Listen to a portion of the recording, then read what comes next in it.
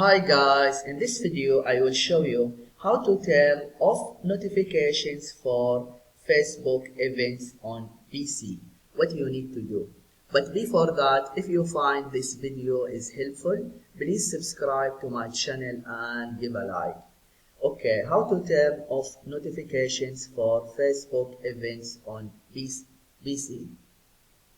First, just go to Facebook and then click on your profile picture. After that, click on Setting and Privacy and then click on Settings, and then in the left sidebar just scroll down and here Preferences, click on Notifications,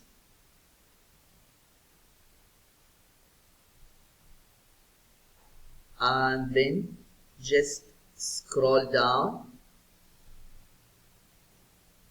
and here Events, just click on it, and then you see here these are notifications about events.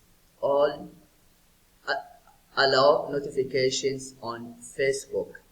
It's on, just click on it to turn it off.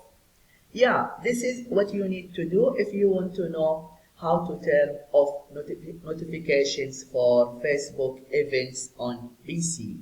I hope this video is helpful. Thank you for watching and see you in the next video.